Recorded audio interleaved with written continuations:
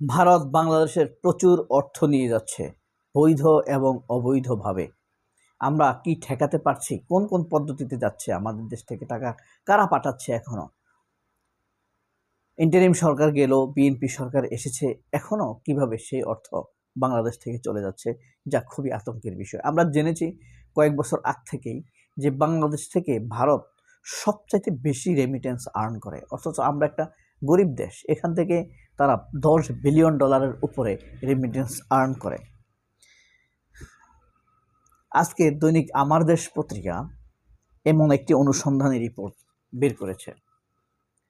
বৈধ অবৈধ পথে ভারতে যাচ্ছে বিপুল অর্থ। কিভাবে সেখানে তারা ইন্ডিকেটর দিয়েছে।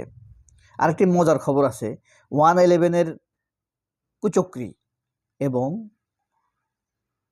সাবেক প্রধানমন্ত্রী বেগম খালেদা জিয়ার চিকিৎসা কাজে বাধা দানকারী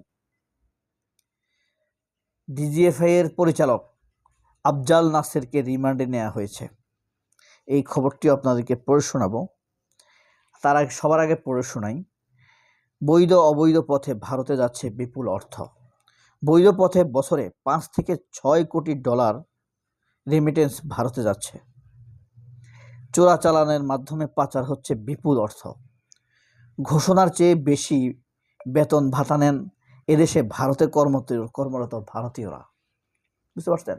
যারা আমাদের দেশে ভারতীয় কর্মকর্তারা কাজ করে না, এখানে তারা যে পরিমাণ বেতন পায় গোপনে তার চাইতে বেশি বেতন পায়। ধরেন মেঘনা গ্রুপে একজন ভারতীয় পাবলিক রিলেশন কর্মকর্তা কাজ করে বা সিইও কাজ করে, সে বেতন দেখাবে 5 লক্ষ টাকা, আমরা জানবো 5 লক্ষ টাকা, কিন্তু মেঘনা গ্রুপের মালিক তাকে বেতন দিচ্ছে 30 লক্ষ টাকা। বাকি 25 লক্ষ টাকা সে অবৈধভাবে হুন্ডি করে পাঠিয়ে দেবে ভারতে। বুঝতে পারছেন? তাহলে ঘোষণার চাইতে কম দেখানো হয় বেতন। আওয়ামী লীগ আমলে বাণিজ্য চিকিৎসায় ভারতমুখী প্রবণতা। আওয়ামী লীগ আমলে বাণিজ্য চিকিৎসায় ভারতমুখী প্রবণতা। এখানে আমার দেশ একটি ডাটা দিয়েছে। কোটি কোটি ডলারের অর্থ রেমিটেন্স ভারতে পাচার হয়ে যায়। 2020-21 অর্থ বছরে 5 কোটি 55 লাখ ডলার।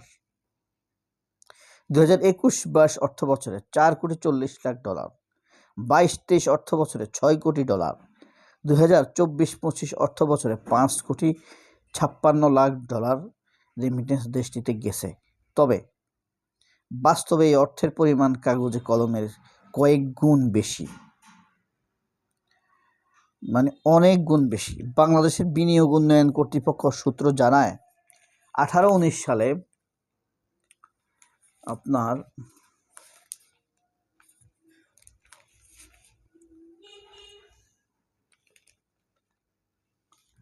থেকে চলতি বছরের ফেব্রুয়ারি পর্যন্ত বিভিন্ন প্রতিষ্ঠানে 8,161 জন ভারতীয় নাগরিকের অনুকূলে নতুন কর্মনমতি ইস্যু করা হয়েছে।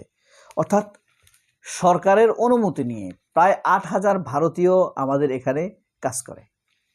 তাহলে অবৈধভাবে কত লোক কাজ করে বুঝতে পারেন? সেই পরিমাণ কত ভয়ঙ্কর তথ্য, বুঝতে পারছেন? আমাদের দেশে বেকার ভরপুর, এই হলো তাদের অবস্থা।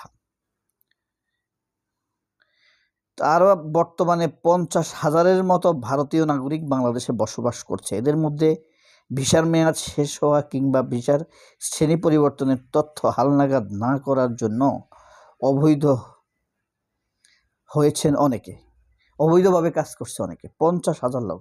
2024 সালের 28 নভেম্বর থেকে বাংলাদেশে বসবাস করা অবৈধ নাগরিক শনাক্ত, তাদের বিরুদ্ধে বিশেষ অভিযান চালায় পুলিশের বিশেষ শাখা।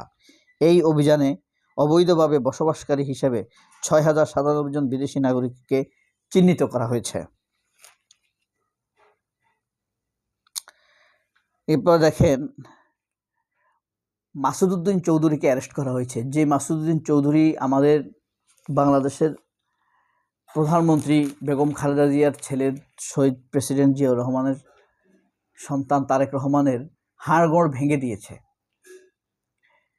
মামুন খালেদ যে নাকি বেগম খালেদা জিয়াকে বাড়ি থেকে বের করে দিতে সবচেয়ে বড় ভূমিকা রেখেছে। বিএনপি জামায়াতের বিরুদ্ধে মামলার রায়গুলো মনমতো দিতে, হাসিনার মনমতো দিতে বাধ্য করতো। সেই মামুন খালেদ অ্যারেস্ট হয়েছে, মাসুদ উদ্দিন অ্যারেস্ট হয়েছে, এবার অ্যারেস্ট হয়েছে আফজাল নাসের। বাংলাদেশের রাজনৈতিক ইতিহাসে বহুল আলোচিত বিতর্কিত অধ্যায় 111 সরকারের সময়ে সাময়িক গোয়েন্দা সংস্থা ডিজিএফআই এর দায়িত্ব পালন করা বরখাস্ত লেফটেন্যান্ট কর্নেল আফজাল নাসেরকে গ্রেপ্তার করেছে ঢাকা মহানগর গোয়েন্দা পুলিশ। গত রোববার রাতে রাজধানীর মিরপুর থেকে তাকে অ্যারেস্ট করা হয়।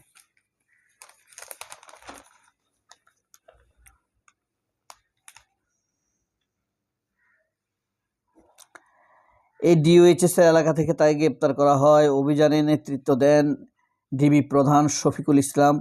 গ্রেপ্তার নাসেরের বিরুদ্ধে জুলাই আন্দোলনের হত্যাকাণ্ড সহ অন্তত 3টি মামলা রয়েছে বলে জানা গেছে।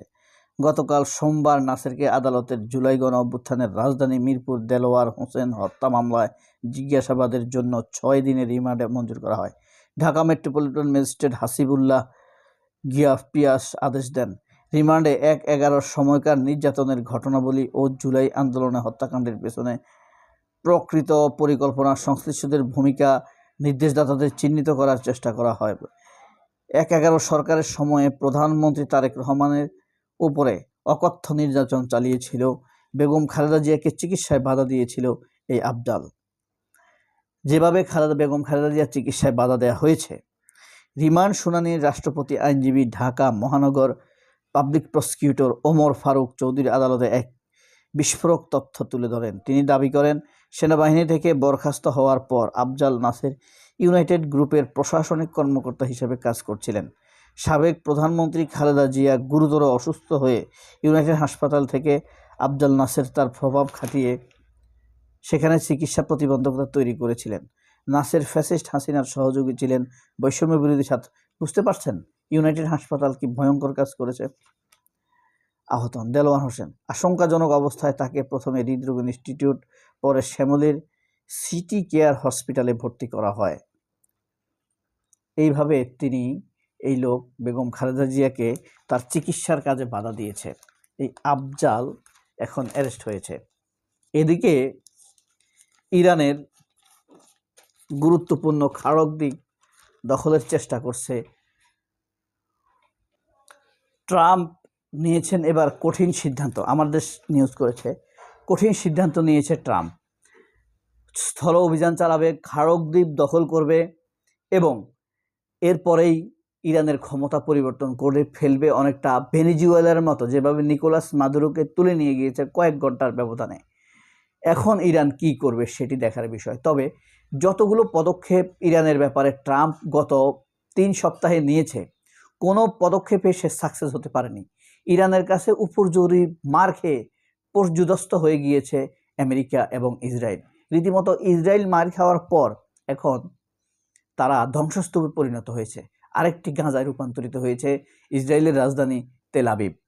আমরা দেখব ট্রাম্পের সর্বশেষ এই পদক্ষেপটি কতটা সাফল্য অর্জন করে ইরানের বিরুদ্ধে। সবাই অনেক ভালো থাকবেন। আল্লাহ হাফেজ। আসসালামু আলাইকুম।